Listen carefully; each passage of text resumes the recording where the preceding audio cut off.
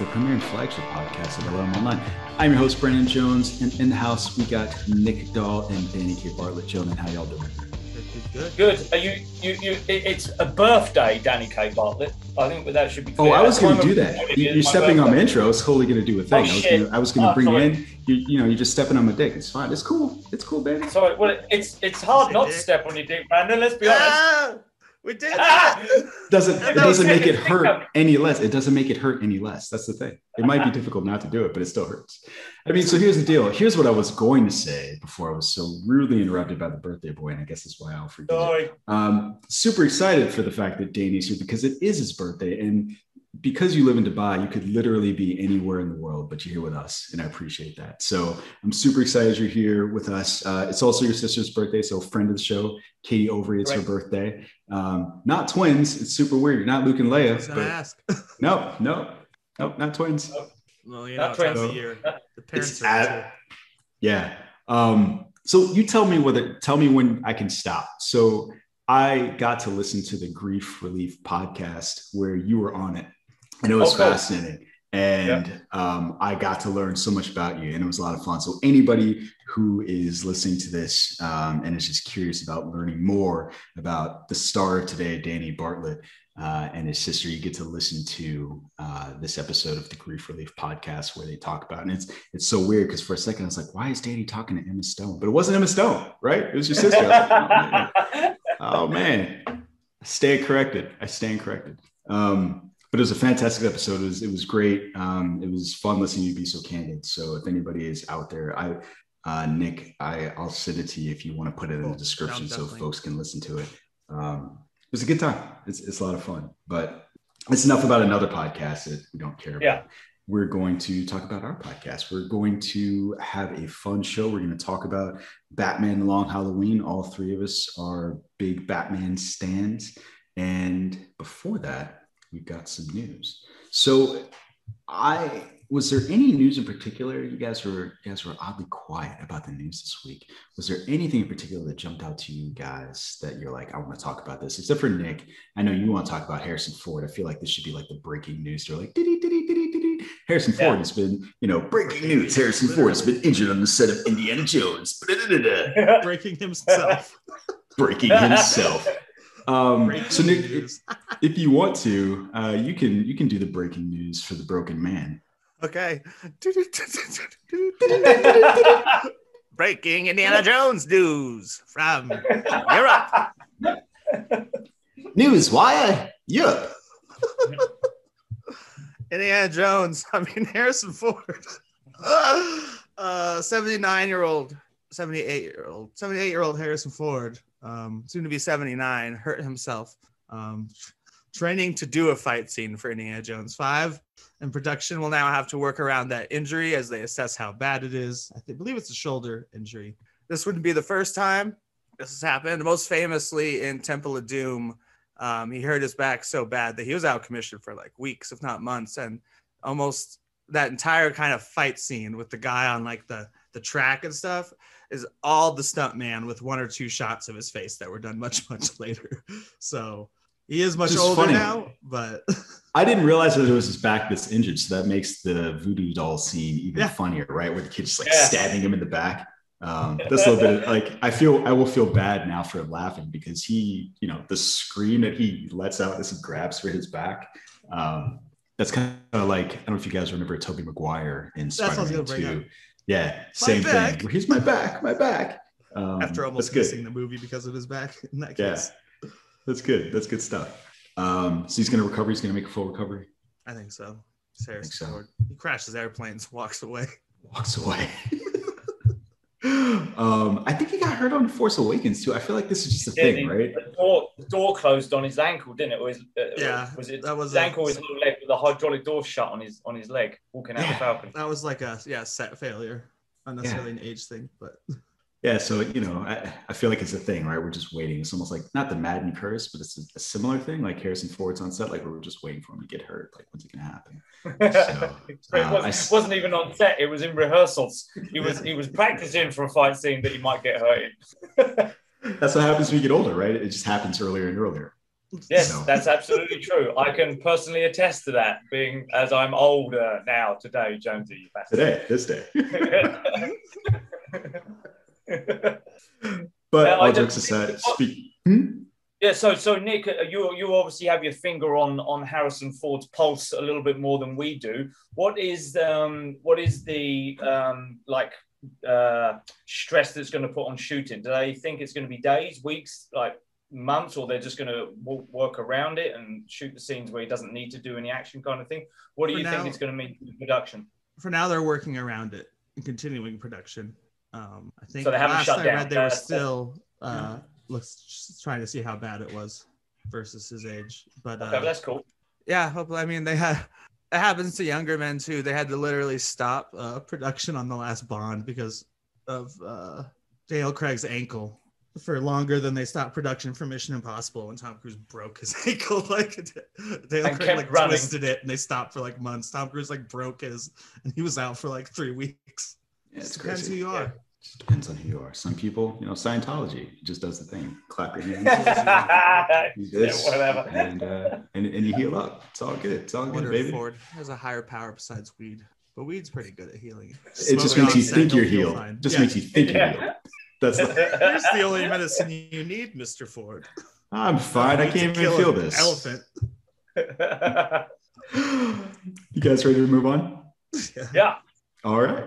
So moving on from Indiana Jones and Harrison Ford, let's talk about Steven Spielberg. Let's chain these things together. So Steven Spielberg apparently has partnered with Netflix. So his Amblin studio is partnering with Netflix, and they're going to make some movies. And it's kind of interesting because I don't know if you guys remember this, famously or not so famously, when Roma was going out for its Oscar, Steven Spielberg was out there saying he didn't want it to happen, supposedly, because now Amblin and his representatives are saying, if he said that, it was taken out of context or it was overblown. He didn't actually say what people said that he said, which I find kind of fascinating. But I'm jumping ahead of myself. The deal that exists now between Amblin and Netflix, Steven Spielberg the company will make some movies for Universal. They will make some movies for Netflix. And this has kind of already been happening a little bit. Netflix released the Amblin produced, Aaron Sorkin directed Trial of Chicago 7, which I haven't watched. I'm a bad Chicagoan. I need to go back and watch it. But even that film garnered 6 Oscar nominations. And kind of the big deal with Roma at the time, back in 2019, was that Steven Spielberg was saying that anything that's in theaters for less than 4 weeks, it could get an Emmy, but not an Oscar. And I'm pretty sure, I remember we talked about this on the podcast. I think we talked about it as being gatekeeping bullshit. But that's enough for me. What do you guys think about this? I don't remember the initial podcast that you guys would discuss this. So I'm probably going to end up answering that question by asking a couple of questions, if that's okay. What did you guys think about the actual quotes that Spielberg has said? Is it possible that they were taken out of some sort of context and at the time? Or I'm thinking back to the previous podcast where you discussed it. Where did you guys sit on that, should we say, that controversy at the time? Nick, you want to go first? Yeah, I was pissed off about it. I was like, what an asshole. Even though I love Spielberg, I was still this guy's, him and Scorsese kind of turned sour at the same time, I felt. Because I think Scorsese was supporting it too, but this is, again, my memory after a long time. I mean, he said the Marvel thing later, but I think he was kind of saying the same thing too, where it's you got to release it at the cinema. Because even when he did The Irishman, I was like, wait, what the fuck? He's making a movie for, Scorsese's making a movie for a streaming service? So I think it was... Well, the Spielberg definitely took the lead. I don't remember the exact quote, so maybe it was taken out of turn, but I thought he was an idiot for saying it. So here's what I will say about it. It sounds like walk back bullshit. At the time, it was an Amblin representative who said this. It was an Amblin spokesperson. And they said, Steven feels very strongly about the difference between streaming and theatrical situation. He'll be happy if others will join his campaign when that comes up. We'll see what happens. And so I feel like if a spokesperson talks out of turn, he's Steven Spielberg and he has enough agency where he can come and say, that's not what I said. That's not what I meant. That wasn't my intent. And that didn't happen. And so now this just sounds like BS. But that's fine. You know what? Do what you want to do. But it doesn't make me feel any less cynical about that. Yeah, it seems even as you're talking and I'm listening, I'm thinking, but there's so many nuances potentially to what he deems as Oscar-worthy films. Because let's face it, Jurassic Park won Oscars, but for special effects and sound editing or whatever it was, they won, should we say, industry awards for his movies. Is he thinking? You think that only if it's the big categories like director, actor, actress, and that make it count? Or is he now thinking that we're going to make movies for Netflix and they're going to be great fun, but they're not going to be Oscar worthy, meaning he doesn't have much faith in them and it doesn't matter? So then is he thinking they're not going to be good quality films? I didn't hear him out there saying that Trial of Chicago 7 didn't deserve its 6 Oscar nominations, right? Yeah. So I think that the proof is in the pudding. I just think it seems strange. So sorry, go ahead, Nick. Just like I remember when I was younger, like quite a bit younger, iPod video first came out, like the very first one. I guess we were all younger, but I was like half my age. But Spielberg had some quote where he's like, I make my movies for the big screen. I don't make them to be viewed on a television set. I don't make them to be viewed on an iPod. Like he was like, I make it for the big screen. I don't care if it looks good for the video release, basically. Right. So just that, I think, is what ties into his like, I don't want these movies that we paid for and stuff and could win Oscars just being seen on a television set. So that's how I kind of extrapolate that. But I think he's changed because the industry's changed. Like this is because of COVID. There's lots of studios that are making movies, and it's not like they're forcing them onto home video in future years. Like Disney, Paramount, a bunch of people are announcing movies that sound like theater level movies, but they're like, and it's made for Paramount Plus, right? Or it's made for, because they know the pandemic, they know the home audience is still there. So like, yeah, like several of the Disney movies that you'd be like, oh, that would have been a live action remake at theaters. They're like, oh, and it's for Disney Plus, and it always will. Like it's from the start, we intend it. I think Paramount's announced some movie where they're like, it's for Paramount Plus. We're not doing. So it's almost the new home video market that Netflix has been doing forever, but now the big studios are getting in on it. Right. Yeah. I'm not really sure what to make of it, because I love, as we all do, as you both do, that we love the big screen experience, right? We love all that stuff. I'm not quite sure why he feels that any effort that's gone into making a movie, whether it's from the director to the actors to the people behind the scenes, etc., deserve any less praise or pats on the back just because they were making a film that was ideally going to go first onto a smaller screen. I don't quite know why he thinks or potentially thinks that means that the quality is going to be there. So I'm like you, Nick. I'm a little bit pissed off about that, because there's a lot of hardworking people putting a lot of effort into making the best project they can. No one intends ever to make a shit film, right? We might say it was shit, but they don't go in with that intention. So to make it sound like he doesn't value that is a bit shitty. I'll wait and see what he says, I guess. And that's kind of why I said, like I said, that it sounds like gatekeeping, right? So you're one of the pioneers, you're one of the big people of this era, and that's your form of gatekeeping. Where no, it has to be in the medium in which I came up in for it to be of value.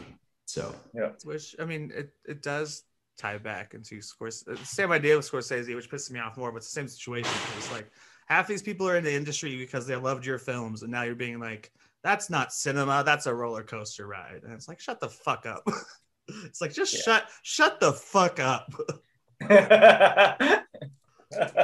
Tell us how you really feel, Nick. What would you want him to do? What exactly do you want Scorsese to do? I don't know. That's one of my favorite Curb moments, is when Larry David actually loses it and begins to shout, shut the fuck up. It seems more sincere than anything else, because he's not a good actor, but it's funny. That's why I always say in that cadence, the two. You guys ready to move on? Yeah. Yes, sir. Yeah. Hell yeah. All right.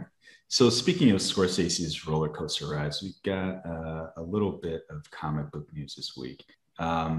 Let's start with the relatively easy one. So I think this is relatively. Apparently, there was some sort of controversy in the Suicide Squad trailer that highlighted Idris Elba's Bloodsport, and the controversy. supposedly, I don't know. This is what the internet is telling me, that there was controversy. If it happens on the It internet, must be true. It's on the internet. It must be true. Must be true.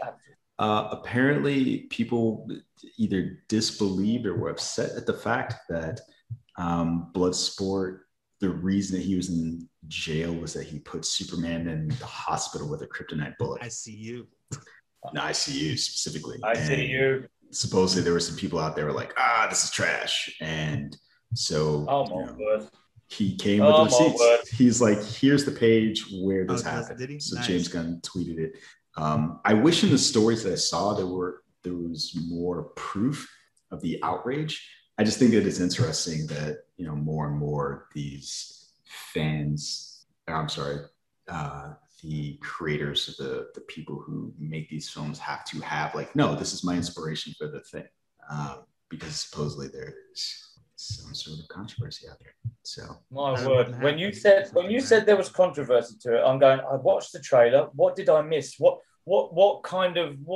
did I miss? Was someone using the wrong pronouns? Did someone racially or homophobic abuse somewhere? Was there something that was really out of order? Was there something about vaccines and pandemics and something that I missed? And it's about that scene where someone allegedly shot him with a kryptonite bullet. That was it. That was the thing.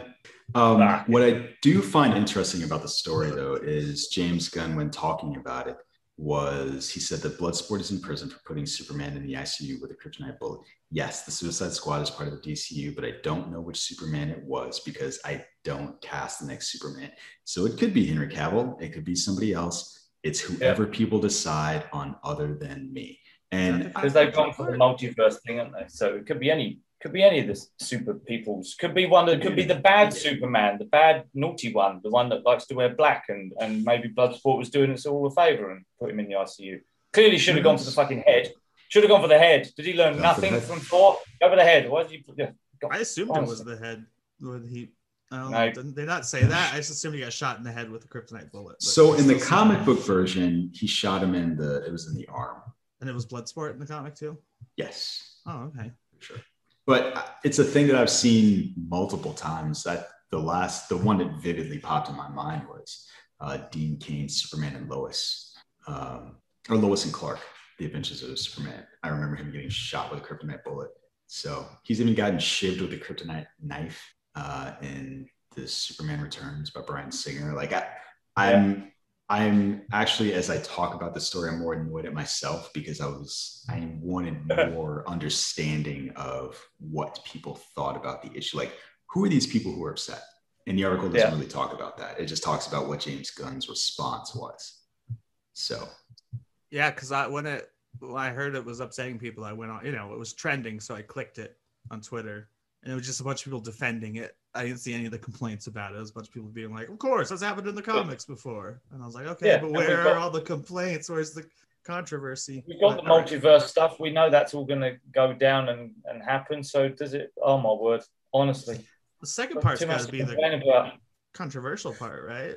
Which Superman it is? Yeah. No, because I don't think so. But people will be like, Snyderverse, restore the Snyderverse. I had to stop following. I had to block DC as a subject because of how much Snyderverse shit I was seeing, especially like people hating the Suicide Squad trailer because they're like, he says it's in the Snyderverse, but like blah, blah, blah. It's DCEU. And I was just like, I don't know. And it sucks because I follow a lot of DC writers and stuff, and I won't see any mention of Batman or any of that because I had to block DC as a topic because you can now block topics. Couldn't take it. There's too many. Like every other person's a Snyder commenter. I mean, the Snyder. So do you not want to restore the Snyderverse then, Nick?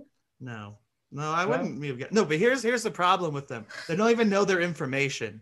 They're like, Warner Brothers robbed us of a Batman movie by Ben Affleck, and it's like, no. I saw that bit. Ben Affleck almost died because he fell off the wagon. His friend told him if he doesn't quit the movie, he's going to die, which is why he quit directing and writing first. And then he quit acting. And then he went into rehab. He chose to quit. Yeah, he did chose to come back for the Batman and for reshoots. I mean, for Flash and reshoots. But he doesn't want to direct the movie. And everyone's like, WB screwed us out of a Ben Affleck Batman movie. And it's like, he doesn't want to do that. It's just they don't know what they're talking about. Now insert Kathleen Kennedy's name in there somewhere and see if you get the same kind of reaction about it. She fucked my universe. No, Abrams did. No, the other guy did. I'm still an Abrams guy if we're trying to have that argument. Fuck that guy. It's a legal term, joint and several liability. All those motherfuckers are guilty. You guys ready to move on to the next bit of DC news? Yeah. Is it Batman and Catwoman? Batman and Supergirl? We're doing that first. You want to do the Catwoman? What, sorry, rephrase that. What? I'm not saying it. I'm leaving it right there. I'm leaving it right there. You're gonna pick it up. Well, it depends who. Yeah. Depends if I have to go through the back first. So let's do the more serious bit of news. Yeah. So we have seen set photos of Michael Keaton and Supergirl and what's Callie? Callie, her name relatively new. Callie, nobody's helping me. Oh, the actress. I'm trying to find it as you're speaking. I'm trying to find it, buddy. I cannot think of her name, but Sasha Callie. And so we've got set photos of Michael Keaton, presumably as Bruce Wayne, and Sasha Callie, and we get to see we got a teaser for her Supergirl outfit, I think either this week or last week. Mm-hmm. And the cool thing about seeing it in real life is that it looks a lot like the 90s version of Superboy's outfit, which I kind of liked from like the Death of Superman era. It's just missing the leather coat. Still cool. It's funny. It's actually there's a funny exchange. It's closest to the Injustice costume as far as Supergirl's looks, including her hair is exactly the same. And that's actually not his cousin if they're using that version. That's his Clark Kent's daughter. They're doing the whole multiverse thing. It could be. I don't know why she'd be Hispanic if she was Lois Lane and Clark Kent's daughter, but I guess multiverse doesn't matter. I mean, she might not be Hispanic. You never know. That's true. Or Lois Lane could be Hispanic. Yeah, I guess that's a multiverse. If it's not actually our Amy Adams and Henry Cavill, then it could be anyone. But yeah, then someone online was like, they were talking about the costume, and they're like, "Have you even read Injustice?" And they said that to the person who drew Injustice when they were talking about the costume, because he was having a conversation with someone, the guy who drew the comic, and it was like, "No, it does look a lot like it." And so the guy's like, "Have you even read Injustice?" And he's like, "Fool, I drew Injustice, this design of Supergirl." So I'm gonna stick to what I said. I still think it's more like the Superboy outfit. Oh, it is look like that too. People were comparing her to other Supergirl costumes, I think. I don't think it looks very much like Injustice at all, but that's just me. I don't even know what she looks like in Injustice. I could send it to you, but it would be bad podcasting. There's something weird about her costume, though. The abs. What? The abs. Yeah, the abs are like. She looks like she's got a xenomorph in there. Yeah. Yeah. I don't know what that's about, but I don't know. Maybe it's a xenomorph. Her chest explodes open in the first scene she's in. That'd be bad. WB's like, fuck all Supermen and Superwomen and Wouldn't be surprising. But the other thing we get a shot of Ezra Miller and Kiersey Clemons in regular street clothes. Surprisingly, Ezra Miller is not choking Kiersey Clemons as he is, known to do. So, good on him for not strangling a woman. You never saw that? No. So there's a video from last year of him. He gets into a quote unquote fight and he strangles her. So there was a woman that said that her friend jokingly challenged him to a fight, but he got serious about it, turned around and put his hands on her neck. Oh, yeah, I didn't hear about that one. Yes. Have you guys got the picture in front of you of that scene where he's on the steps of the courthouse? Yeah. It could be describing to the reporters, and then I put my hands like this and I squeezed gently about like this. And then Wayne Brady had to choke a bitch. I mean, that's what happened. Just telling you, this is what happened. So yeah, unfortunately, I think you're right, Danny. That is a very an explanation of what was happening during that scene. But yeah, I'm still looking forward to this movie. I'm still not a fan of Ezra Miller as the Flash, but everything around it is kind of what's keeping me interested. So Keaton. What do you guys think about this? It was cool seeing Keaton with the Batman haircut, which isn't that much got different than hair. a normal haircut when he's losing hair, but it definitely looks different than what he's been sporting as like the Vulture and Birdman. Yeah. So, and I can't wait to just see him slip into goofy Bruce Wayne. I think it'll work so well as him being older. Like, Do you think he will? He's still like Bruce Wayne is still the persona. So I still feel when he's Bruce Wayne, he has to act a little goofy, but when he's Batman, well, obviously, or when he's like not in the public eye, I don't know if he'll see the bat suit, but let's say he takes Barry into the Batcave, then he doesn't have to act goofy anymore. So I think of like Batman Beyond or other iterations, or even oh God, what's wrong with my head? The comic book series that takes place in the future, the one where he's got the mech suit, the exoskeleton. No, the exoskeleton. Oh. And even in that, even in the Dark Knight Returns, his older version of Bruce Wayne is more in line with Batman than it is any kind of like a goofy version of Bruce Wayne. So, I think it's a result of having fought crime for however many decades he is in whatever iteration of that comic book that you're reading. So he doesn't seem to slip, at least in the things that I have seen. He doesn't go back to goofy Bruce Wayne. He just is Batman all the time, even when he's not wearing a suit.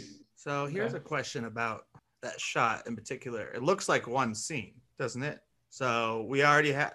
I'm sorry, I'm nodding. Yes. Yeah. Do you think Supergirl comes from his dimension? Maybe. Possibly. Or do you think they've already? Because it doesn't look like Bruce Wayne's out of his element. There's like a crowd around him or something. It would be surprising to me if this is in DCEU continuity and then Supergirl just exists. But also, I think right? This is Warner Brothers stuff going on. So I think in the end, Bruce Wayne will end up in whatever universe Affleck and Flash came from. Maybe probably Supergirl too. But I'm wondering if Supergirl's been traveling with him, or it's all speculation. And what's the Flash ring? A lot of fans are like, he's wearing the Flash ring. So it's where his suit comes from. That's where what comes from? His suit. So there's a ring that he wears, and then he like sticks it out, and it pops out of the ring probably, and then like he runs through it and is wearing it. So it's like his version of the Stark tech on his chest. Well, I was gonna say either that or like a phone booth. So that's how he changes. Like he pops out the ring, and like everybody loves it. Like people. I was discussing that with my dad recently. Why the phone booth, even in that time period, doesn't make any fucking sense because it's clear, and he should just fly up to a rooftop and change, or get into an alleyway and change. I'm looking at this picture. I don't see the Flash ring. But anyway. People say they see it. I don't know. It makes sense. When we see an era where Tony Stark can touch his chest and nanotech can form over his entire body, the ring plays, I think, today. Yeah, I think so. I think even as a form of fan service, right? Like, I don't need my stuff to be ultra realistic. I don't really care that there's no way in hell any suit that he could possibly wear would fit into this thing, or you would have to answer the question, how does it get back into the ring? Like, I don't care. I just don't care. Nanotech from Bruce. You don't even have to say that, but they don't have to say that. I don't even care. It's like the invisible jet to give it to us just for a little bit. Yeah. It would be interesting to me so Nick, going off your multiverse theory, here's my theory. I think that this is a Flash and a Iris West and a Supergirl from Bruce Wayne's universe. And so that's why he goes to seek out the main continuity DCEU Barry Allen. That's going to be my prediction. Cool. That's it. I believe you. It's getting exciting. I got one. That's one. I believe you. Yeah. In Jonesy, we trust. Yes. Jonesy said it first here, folks. Said it here first. Guys, ready to move on? Yeah, the more Batman, right?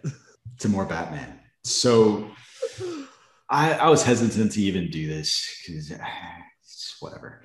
So Zack Snyder last week? Yeah, we talked about the overall story last week. We talked about the overall story. Now we have the Snyder. Then we have Snyder's response. And so Zack Snyder released a response to the story that we talked about last week, where Warner Brothers inexplicably thinks that Batman would not have oral sex with Catwoman because, Nick, that's not what heroes do. And so Zack Snyder released a drawing of Batman going down on Catwoman and said, this is canon.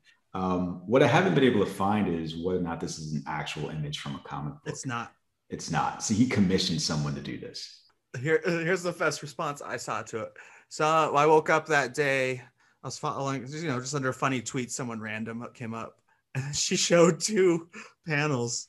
One was her asking him on DMs, how long has this been on your phone? And the second was a picture saying she was blocked by yeah, I did see that.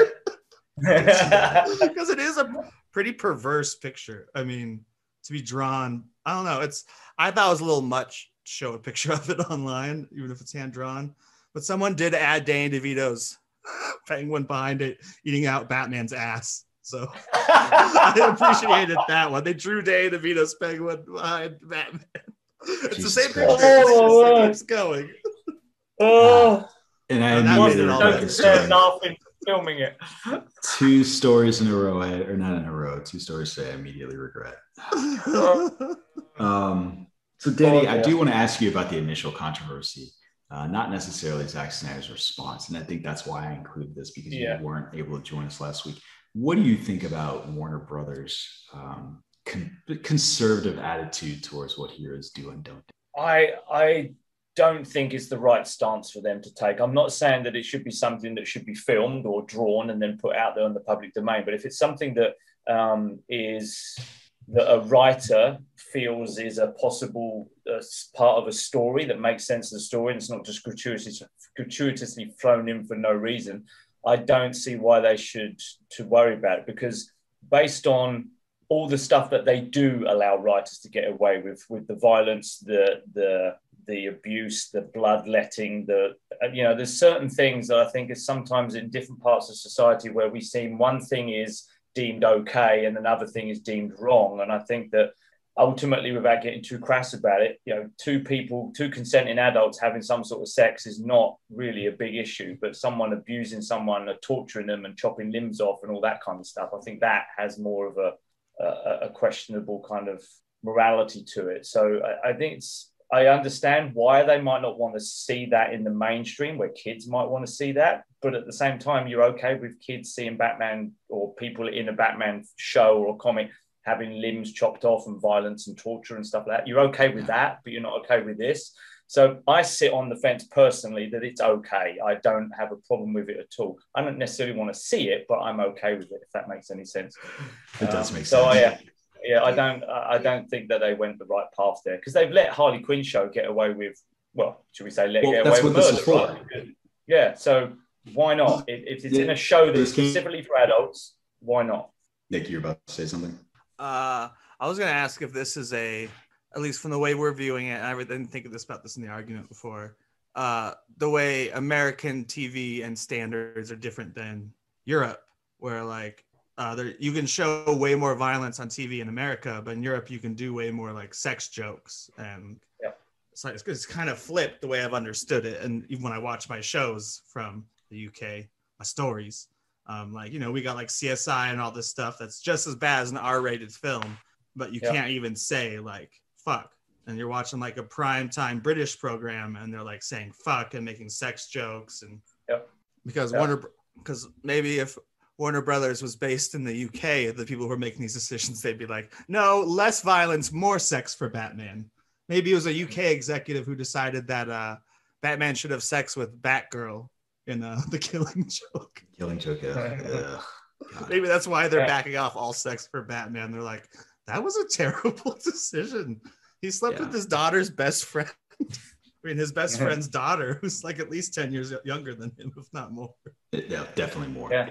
Definitely more. Well, you could spin it in The Killing Joke. She's not as, I don't know. It's a debate that kind of goes outside a little bit, I think, of the geekdom that we're in, especially with this podcast and stuff, because I think there's other morality kind of things and questions, like you just said, the violence, yes, the sex stuff, no. Europe, it's a little bit different the other way around. And then where I come from Europe, I'm English, I've lived there for many years, but I've also lived in this part of the world, in the Middle East, for many years. And you can't even on a screen, you can't even see someone kissing. Right. That's a big no-no. But the very next scene, we're going to have Suicide Squad here soon. You are going to have dismemberment and violence and blood and guns and beheadings and things like that. It's absolutely fine for, should we say, kids to watch, apparently. But you can't see someone kissing. Now, I'm just talking about kissing. I know the actual subject matter is a little bit more down the road than that. But we're talking about 2 grown-ass adults actually just sharing a kiss. Can't be seen on the big screen here. Now, we get it because we have Netflix and all that. So it's not hidden completely. But big screen stuff, it's edited and cut out. And for me, I'm sitting there going, really? You're okay with a kid seeing someone's head chopped off, but you don't want to see him kissing someone? We're not talking about full-blown sex. We're just them kissing. So for me, it's really fucking weird in that sense. So we have the other extreme to even both the ones that you were talking about there, Nick. Interesting, so because I mean, I know it's a pretty conservative part of the world in that era, in the sexually and stuff, but I'm surprised even a heterosexual kiss isn't allowed. I'm not surprised if they cut, like, you know, a gay kiss. Homosexual, yeah, no, for sure. Yeah. But yeah, no, heterosexual, straight kiss, whatever. It's just really randomly edited, and I have to say, it's not very well edited either. So we just sometimes the whole thing. Yeah, I'm sitting there. I'm sitting there with people, and I go, "What the fuck did they just cut?" And then someone will go, "Did they cut something?" I'm like, "You didn't see that? They suddenly just appeared in another part of the room. You didn't notice that." They were getting a few inches too close. They're just about to fall into bed, and then suddenly they're in the car driving to work or something. Like that kind of bit. No, okay. So yes, I think there's a deeper conversation to be had. But me personally, Jonesy, I don't see a problem with it. I think it's keep it to the Harley Quinn show. Why the fuck not? Yeah. I agree. I also think the explanation is just weird. Heroes don't do that. Like, that's the weird part to me. I feel like there's another way to phrase that. It just seems super strange. We shouldn't have a child's character. That's how you something say like that. Heroes. Batman was originally meant for children. Like he grew up with us. Strange, right? Yeah, that's the part. He's the world's greatest detective. He's trying to find the G-spot.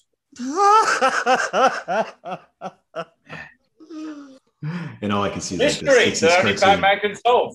Well, I was going to say, I'm thinking of the 60s cartoon. Tune in next week. Same bad time. Find out. Will he find It'll be after 9 o'clock. It's all right. It's 10 o'clock for me here, so it's after the watershed. I think that's our cue to move on. I think so. So this is, it's weird and it's kind of frustrating for me to actually be excited for this movie. So Transformers. We got a title for the 7th film in the live action version of this franchise, and it's Transformers Rise of the Beast. We actually got a synopsis for it as well. Returning to the action and spectacle that first captured moviegoers around the world 14 years ago with the original Transformers. Bumblebee. We're going back to the main universe? Is that No. Oh. Let me, goddamn, Nick, let me read the synopsis. All right. The original Transformers Rise of the Beast, will take audiences on a 90s globe-trotting adventure and introduce the Maximals, Predacons, and Terracons to the existing battle on Earth between Autobots and Decepticons. And so to me, when you say 90s, that invokes Bumblebee just as well. Like, it feels like a continuation from that soft reboot. Was that 80s Bumblebee? I didn't see it yet, but I do want to see it. You haven't seen it? You should watch it. No, I hate Transformers movies, but that one looks pretty good. It's actually pretty decent. Yeah. Haley Steinfeld, Steinfeld, good. It was a good movie. Future Hawkeye. Yeah. And the other thing that gets me excited about this is that it's directed by Stephen Cable Jr., who directed Creed 2. So I feel like between the director and the cast, who I didn't even mention. So we've got Anthony Ramos and Dominique Fishback, who are in The Heights and Judas and the Black Messiah, respectively, as Noah and Noah and Elena. So between all of those things, I'm actually really excited for this movie. And it's very annoying. Like, I hate it. They keep sucking you back in. I hate that I want to see this movie. Bad. You're like, but the other one, next one.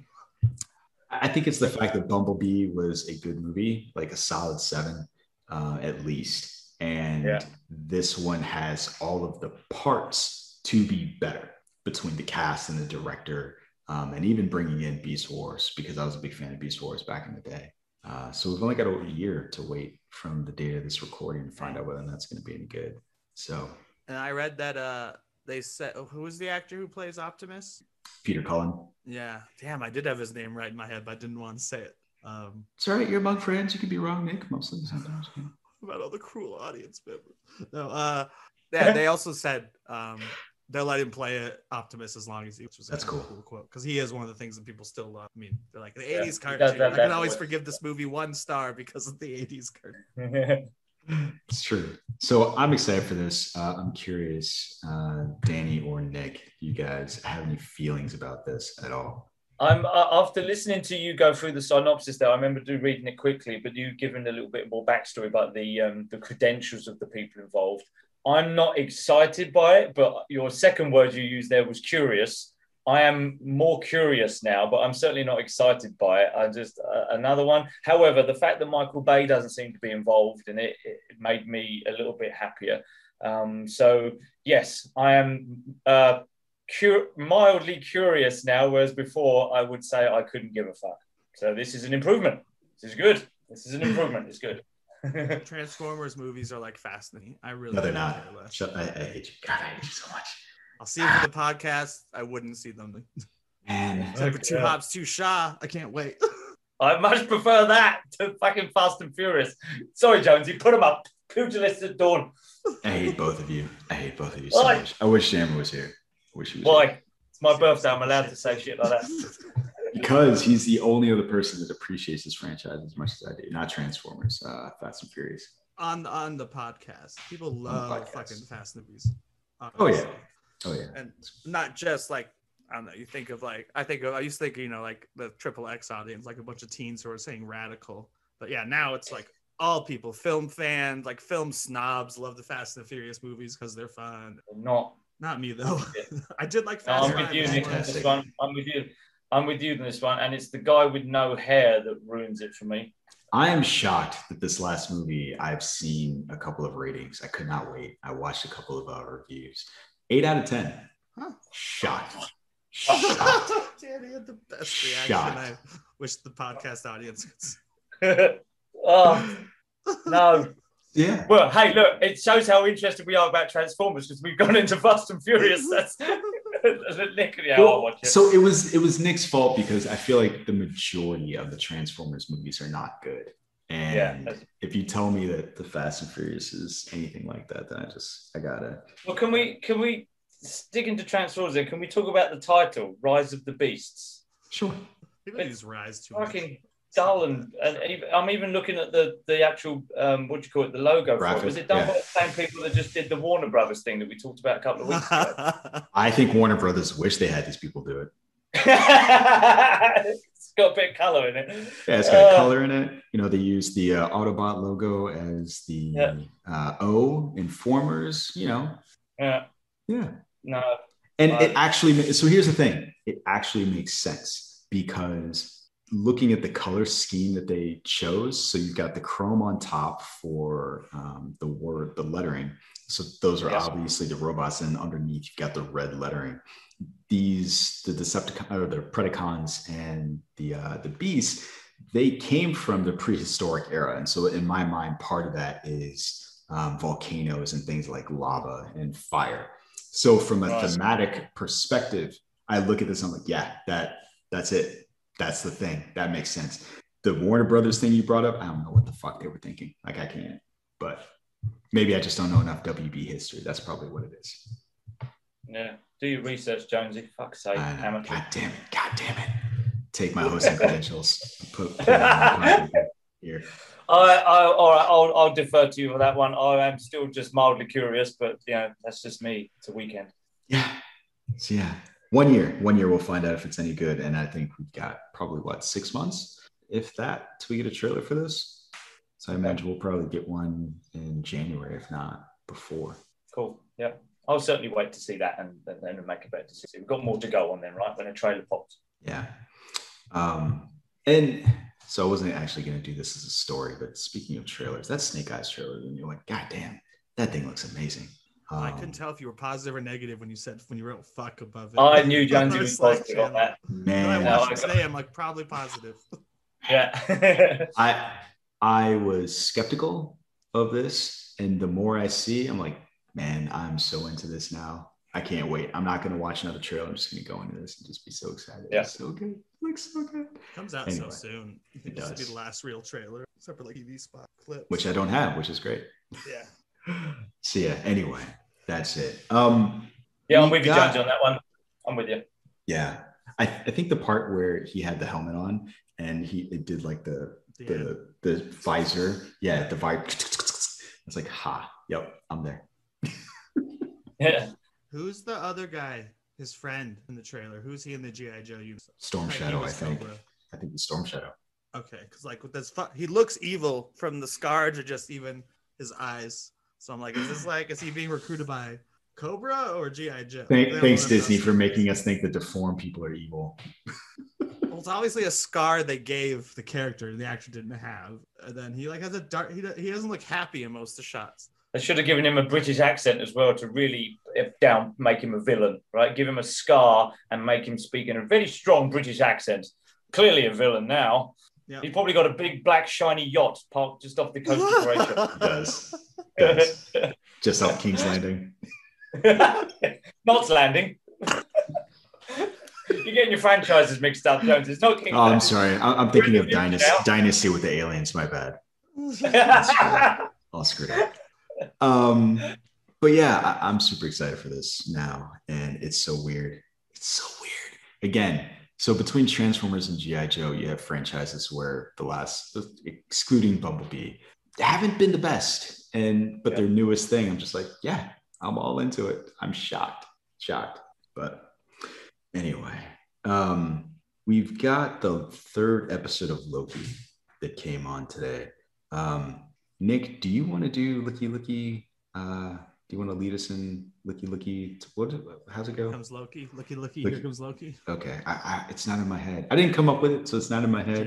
Jammer insisted on we had other ideas, and he was like, "No, we're doing Looky. Here comes Loki." Fine. Did you guys all watch it? I did. Let's go. Yep. Let's hear it. Do the thing. Go, Nick.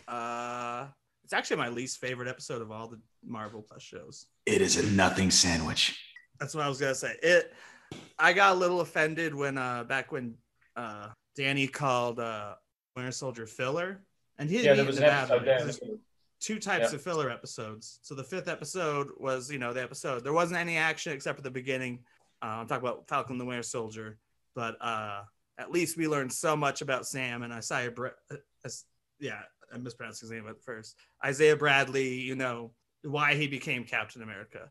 This was every episode on Loki's been dialogue heavy, but this feels like an entirely filler episode where you learn barely anything. Like, I really want them to have a conversation where I learn more about her vision of Asgard. Like, does she have a brother named Thor, a sister named Thor? Like, she was super guarded. Yeah. But when maybe, and they probably want to keep her secretive, but it felt like a really, really, it's still fun. I haven't disliked a single episode, but like I said, I think it's weaker than any episode I've seen in WandaVision or Falcon and the Winter Soldier. I think that so I'm still on the driving back from the circus episode of WandaVision is by far the weakest episode of any MCU show we've seen, but this is the next weakest to me. This is a bad Doctor Who episode.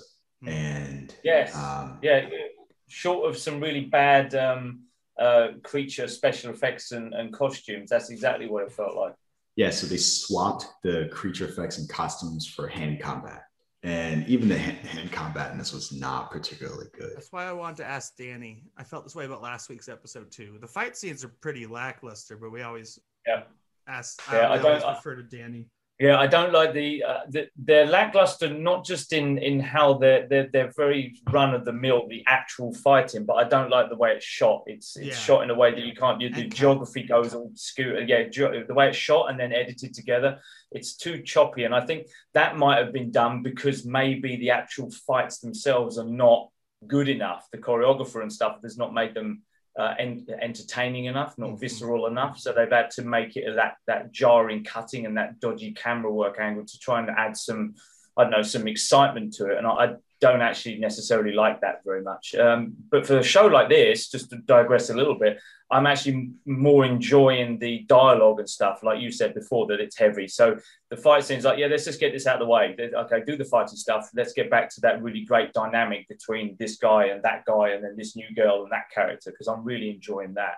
They're not good fight scenes, but I just kind of wish they get over and done with quickly. This one, there was a lot of forced fight scenes as well, unnecessary ones. It's not Falcon and the Winter Soldier where it's action heavy, but I think that was part of the problem with this episode is, at least so far, she's not nearly as interesting as Mobius. So seeing those two talk for 2 episodes is far more entertaining. Yeah, she was more interesting when we didn't know anything about her. Yeah. Now she's like gone all soft and bit of friendly and likable and nice. I'm like, but now I'm bored of you already, and let's go back to Mobius and now go back to head office, so to speak, and carry on with that stuff. Which maybe that's what they want us to do. Sure, but I think to Nick's point, they could have balanced that better. So if we don't get Mobius, we could have balanced some of that talkies with learning more about her. And I think for me, that would have been the thing that made it more interesting. We did learn something in this episode that I think is interesting that will obviously pay dividends, is the fact that all these people are variants. So in the beginning of the episode, we go back to the end of last week's episode and the Rocks. What is it? It's the name of the generic company. Rocks Corp. Yeah, Rocks Corp. Thank you. So we're in there and she uses her enchantment abilities to go into this agent's head. And we find out later on in this episode that, she's actually a variant. All these people are variants and they just don't know that. So that's obviously something that's going to pay dividends in the future. And it also hints to, at least to me, the possibility that this Loki could just continue to exist as an agent for the TVA. And they could just park Tom Hiddleston over there if they want to bring him back. But all the other agents are like brainwashed. Yeah, that might have to happen. That might be what has to happen for him to stay. I'm curious what you guys think about this. I think this part is interesting. I can't tell if I think they're doing a good job of. This is a Loki who hasn't had any of the real catharsis that Prime Loki has had, but he still seems to behave in the same way at the end. And it feels like they jump to that part a little bit too soon. And maybe it's just an effect of seeing your own death that has caused that reaction. But I was curious what you all thought about that. Yeah, I thought the first episode did a good job. I don't know. I'm an idiot. I trusted him after that. Immediately after that, he's actually helping them in the Renaissance Fair. I was like, no, of course he wasn't. Of course he wasn't. So yeah, I don't know. He's not all the way there. But he's still more untrustworthy, I would say. But yeah, he's grown a lot already since fight with the Avengers days. Yeah. The time works differently. This one also had, at least to me, some awkward blocking, and part of it was the fight. So like the scenes around him getting thrown out of the train, like all of that seemed weird to me, and it felt very forced. And I don't know, just overall, this was not a good episode. Yeah, it's just frustrating. No, I agree.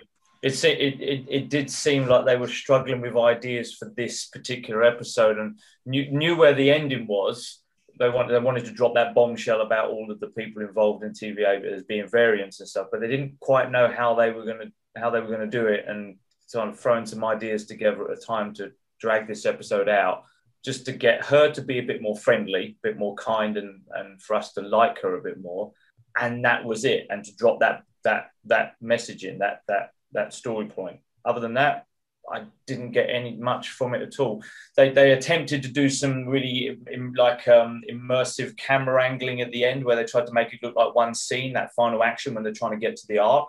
But to me, the geography just got lost. I'm like, why are you running in that direction now? Why didn't you just keep going in that direction? That's where the Ark is. Why did you stop and turn around and stare at something? Attacking you? Yeah, and why are guards that are clearly going to die? Why do they give a shit? They should be in a bar drinking tequila or something right now. They shouldn't be. Or trying to get on the Ark themselves. Yeah, and it was just, the whole thing was, okay, so we're now having this action thing, and you're playing with these wonderful camera angles and editing, but there's no purpose behind it. And then the fucking Ark crashes anyway. Oh, spoiler alert, people out there, sorry. If you haven't seen it yet, stop listening 5 minutes ago. They already stopped listening when we started talking about it. So yeah, I agree with you guys. I don't think that was an impressive episode. I don't think it's the worst. I don't agree with you on that one, Nick. I do think a couple of episodes of WandaVision were more dull. But yes, I'm expecting better things on next Wednesday. Certainly, because there's only 6 episodes, right, Nick? Forgive me, was it 8? Yeah, 6, right? No, 6. So we're halfway through the season. Which I think is the other bad thing about this, right? We're at this point halfway through the season, and our midway point is thus far the weakest episode of the season.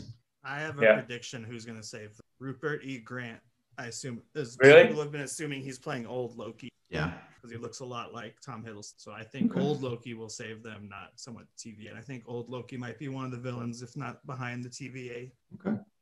I'll launch into one more complaint about this, and I probably shouldn't.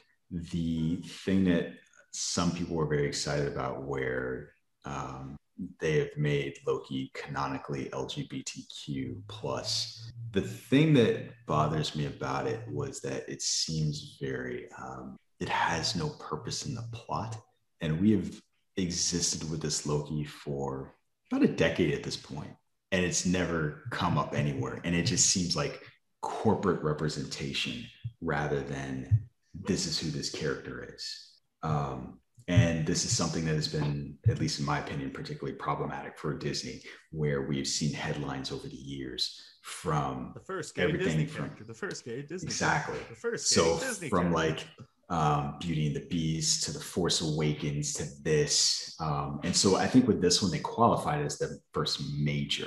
It's like, come on, if it's just lip service and he's just saying that, it's kind of like, given that we've existed with this character for some.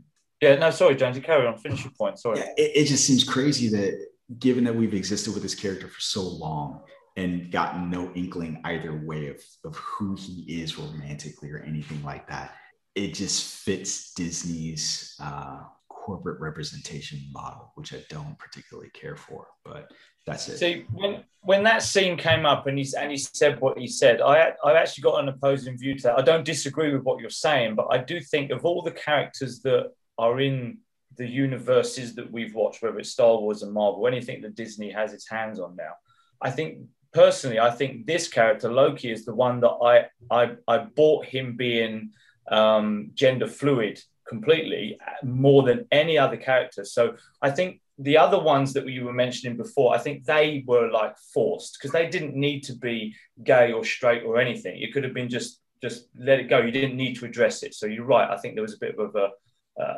specific push from Disney to have the first gay this or whatever. But this character, I completely buy it. I think it's great because who else that we know of could be like that other than the God of Mischief? If you guys have ever watched Lucifer on Netflix or aware of it, he clearly plays that perfectly, as in he likes anything and everything. And that's to me, that's Loki as well. So it fits perfectly for me. That makes sense. I didn't think of it any deeper than that. I actually thought, that makes sense. I don't disagree with you at all. I think that you're right, that it does fit his character more than almost anybody else. And I think from a narrative point of view, I think my argument is really show, don't tell. Right. Yeah, but I did find it. Kyle disagrees, but I found we do our other Marvel show. I thought they did it well. Just quick, short, didn't dwell on it. Almost off the hand, doesn't really matter. Sure. Like there must have been a lot of princesses and princes. Like, well, I'm sure, yes, and I'm sure for you as well. So again, my argument is, having been with this character for 10 years and never seeing either one, it just seems like a check the block kind of like, yep, got it, done. And then Disney gets to launch into a headline about it's our first major LGBTQ character. And it's like, you will never see any results of this. It doesn't matter. Yeah. And then Warner Brothers, at least the CW, is like, hold my 6-pack of beer. There are so many bi and gay characters, especially in Legends of Tomorrow. Yeah. Yeah. Yep. I agree. So that's even it. Like they even did it in the movies. They made Black Mask. I guess they never say it explicitly in that. You know, him and Zaz are getting it on. Yeah. So that's my complaint. That's my soapbox. I'll get down. But fair complaint. The way you described it, yeah, we've seen him for 11 years. It's never been. Yeah. I don't know. We've also never seen him. You know, Thor's. But we haven't seen anybody else really. Well, I suppose we have. No, we have. Yeah, we have. Yeah. Almost everybody. But no one going down on it. Marvel does that off camera. Just politely doesn't talk about it. It's a bit difficult when you're wearing an iron suit. Well, he is very said. He said, I'm not a hero. Not a hero. So it fits. True. It fits. I did tweet that sun's going down, big guy, and so are you.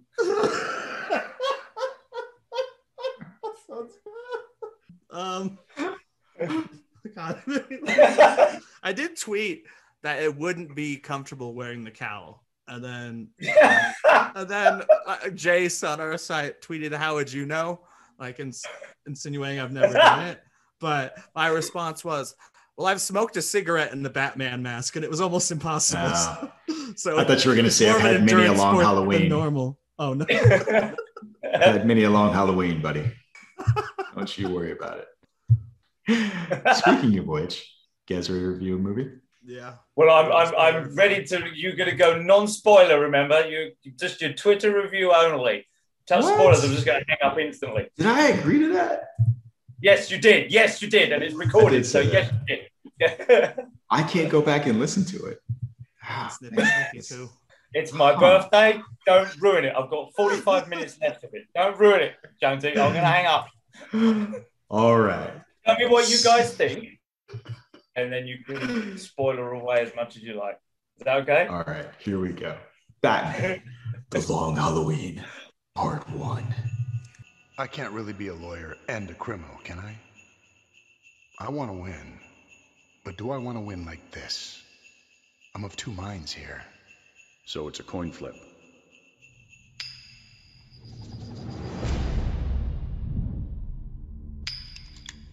Johnny Vitti was murdered tonight. The Falcone crime family has to be taken down. There's only room for one homicidal maniac in this town.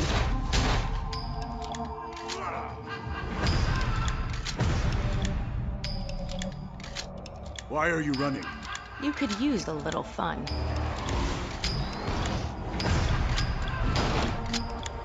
I thought you didn't hurt people! You thought wrong. So, Batman: The Long Halloween Part 1 has an 8 out of 10 on IMDb and a 100% on Rotten Tomatoes. And so the synopsis is as follows. During the holidays, a brutal series of murders strike fear into the city of Gotham. Batman sets out to pursue the serial killer with the support of police officer James Gordon and District Attorney Harvey Dent. So that's what we got. It's a super short thing. This stars Jensen Ackles as Batman / Bruce Wayne, Naya Rivera, rest in peace, as Catwoman, Josh Duhamel as Harvey Dent.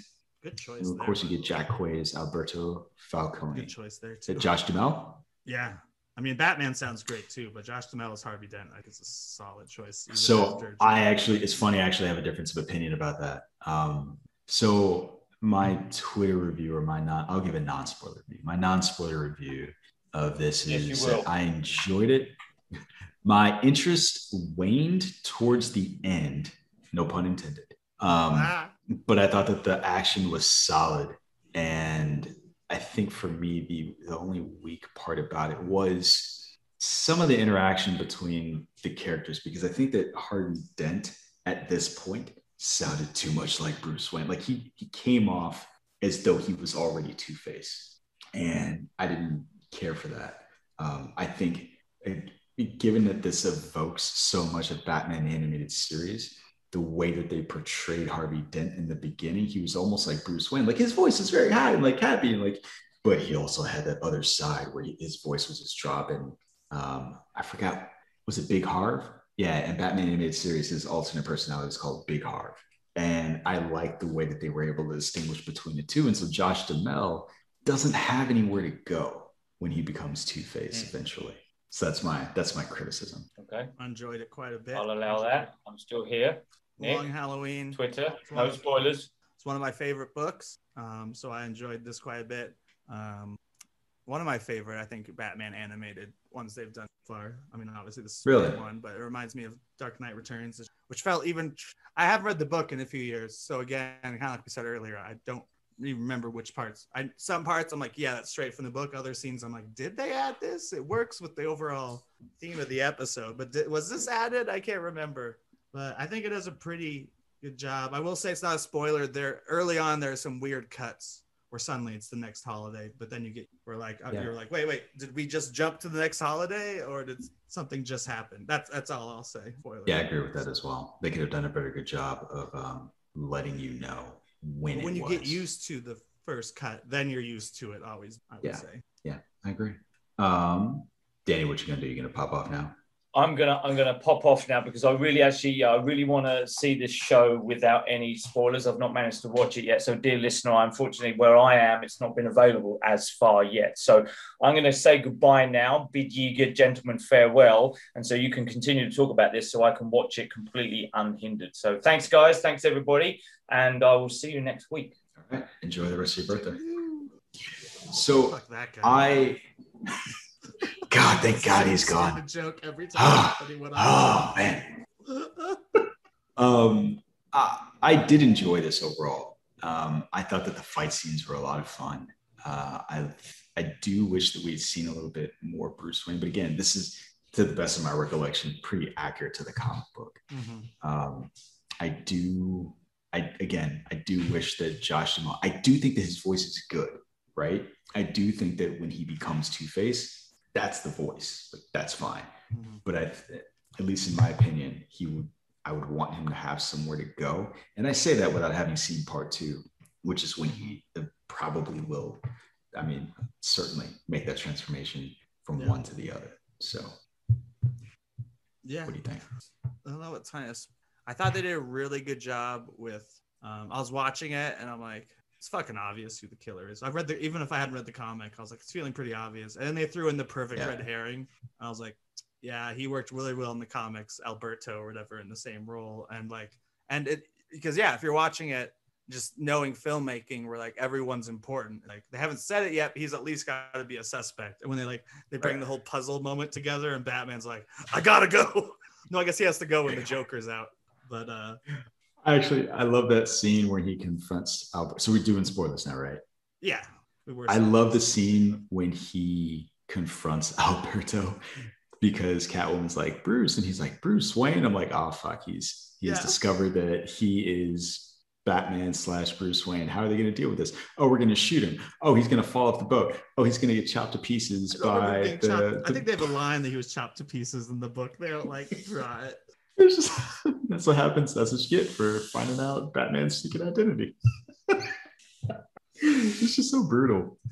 Yeah, it is over the top. But I do think there's a line in the graphic novel where he was chopped apart by blades. His little puzzle book floats to the crossword puzzles float to the top. Yeah, man, that's crazy.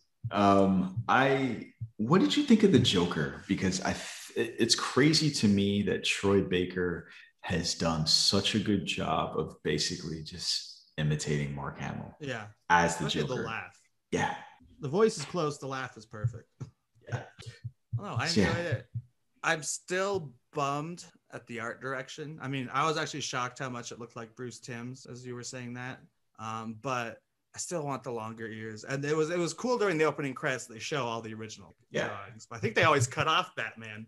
They never show the ears, I don't think, in the opening either. Like his head's always cut off. Or don't look at these. But it does, like Tim said, Dark Knight Returns was made to look as much like Frank Miller's style as possible. And this feels more like a style they could use across all the films. So Joker looks a lot like the comic, I felt, where he's more spindly. He's almost Jack Skellington-esque when he's doing the Christmas thing. I think I know why they did that, though. And here's my best guess. I agree with you that The Long Halloween is super stylistic. It probably could have been translated to this medium and been fine. I think this art style is meant to be more in line with the last 2 movies that came out. So you've got Superman, Man of Tomorrow, and Justice Society, World War II. And I think that at some point, we're going to get all of these people together. So this is the newest continuity with the current animated films, unlike Dark Knight Returns was its own thing. It wasn't. Yes. And that's why I think they did that with Dark Knight Returns. It's like, we're going to make this look as faithful to it because it's going to exist in its own pocket universe. And I think that this is meant to exist in the same universe as those other 2 movies. And it works. Like, they don't eliminate any important characters like in the first Batman animated film like this. If anything, this one introduces you to like all the villains because this is like his year 2. That's always how I think. That's why at first there was one line that caught me off guard where he's like, now Batman has to be a detective or something like that. Oh, I got to think. I got to do work. And then I was like, at first I was like, Batman is the world's great. Oh, this is like year 2 where he's still figuring shit. Like he's never had to be a detective. He's just had to beat up criminals. Which is the other reason why I think that this is meant to be this universe, the same universe as, you know, Man of Tomorrow, because you get to see Superman becoming Superman. And even if you look at the art style, the black lines around the characters, very similar. So you could take all of these people. Just have you seen the other two? No. Well, you can talk about them all you want. Okay. So the weird thing is, I kept forgetting about them, and I think it's pandemic brain that has caused it. But I know what. I remember you said that we should have covered Man of Tomorrow, but it was like months after it had come out. Yeah. It just completely I duffed it. But you can take all of those characters from all three of these and put them in the same room, and they would look fine. And whoa, would you look at that? They're doing Batman, Superman, and Wonder Woman in their own movies first before bringing them together. So wish live action DC had thought of that. So weird. So weird how that kind of works. It does work. Long Halloween just a great story to start with for Batman. Yeah, I think a lot of so it's too. The Dark Knight. Like I've discussed my favorite scenes many times, and they nailed it in this, which is the three men on a rooftop. Right. Harvey Dent even said the way I usually sum up the scene to a point was like, have they read what I wrote somewhere in the internet? Because I write this all the fucking time. Because he lays out this. Because what I love about this and The Dark Knight is it's three men who make a promise on a rooftop that no matter what happens, they'll take down the mob.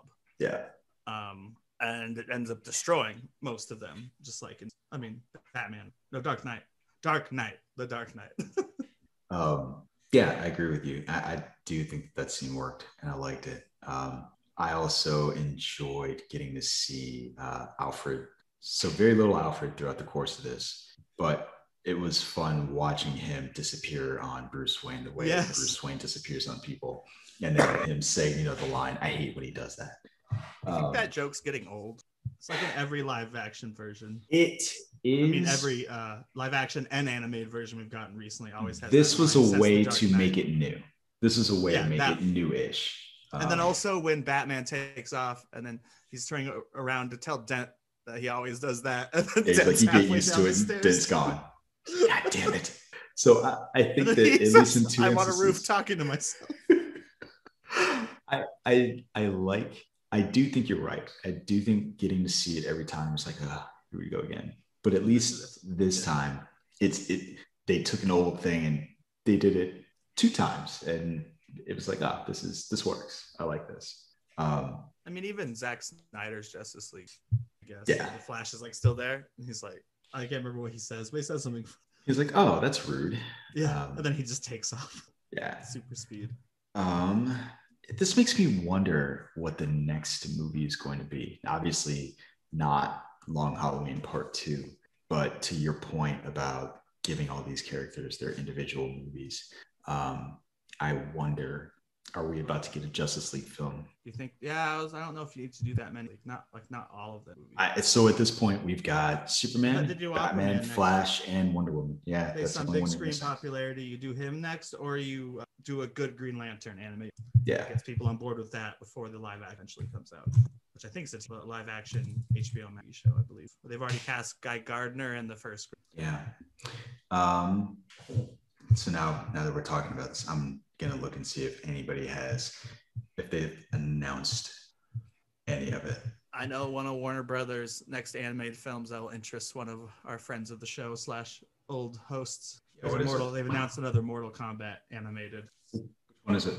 I don't know what it's called, but it's one of their WAG or whatever, Warner Brothers Asian group. It's Mortal Kombat something. I think it comes out after Batman Long Halloween. The studio's next, but not DC. So this timeline is called the Rebirth timeline. The Superman, Man of Tomorrow, Justice League Society, World War II, and Batman: The Long Halloween. Yeah. And as far as I can tell, there's not been a new film announced.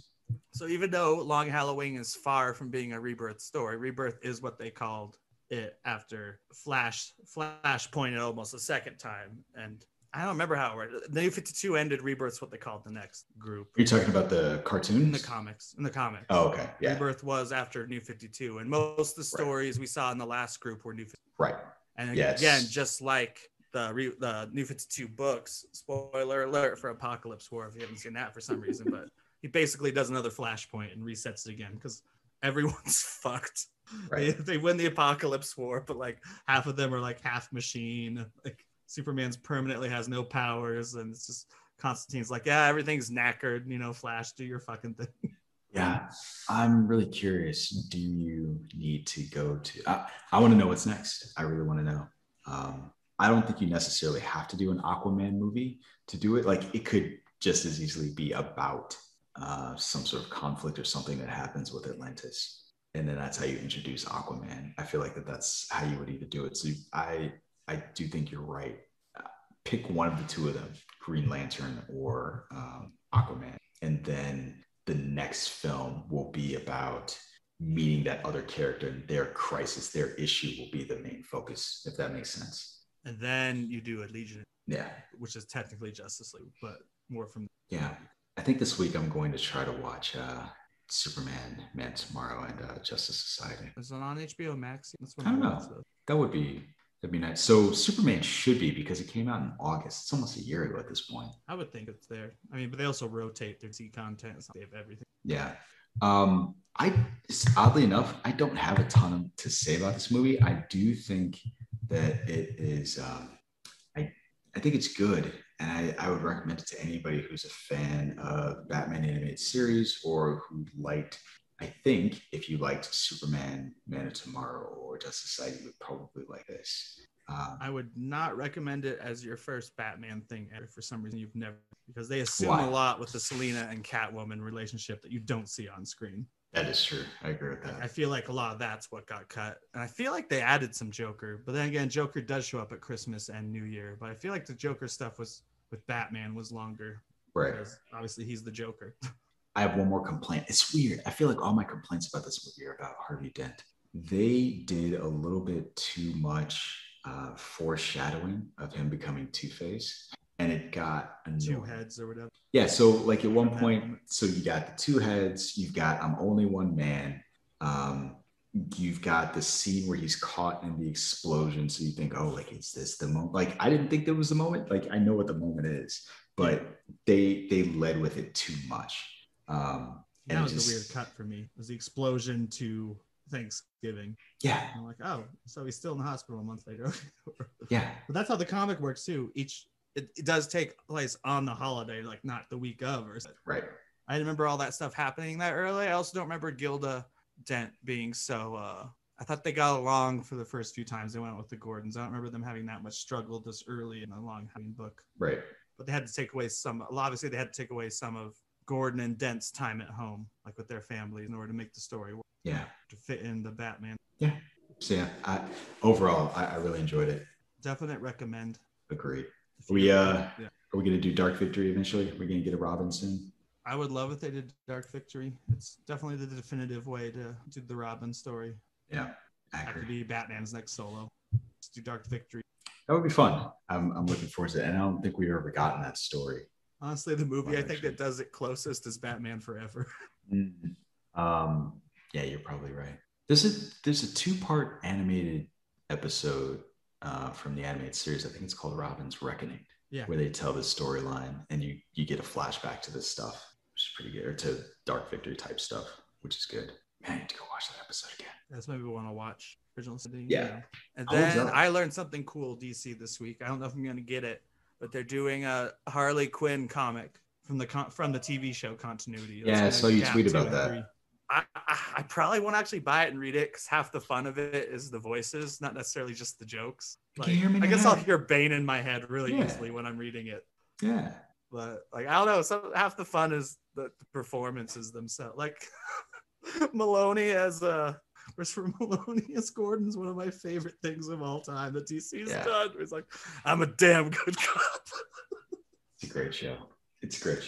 I also almost bought, but I didn't. Amazon has season 1 of the continuation of Batman the Animated Series comic book, which I'm also kind of interested in. It's in that continuity, like the way they do Firefly seasons and Buffy seasons. Yeah, it's drawn like it, and it's written to be like the 4th season. Okay.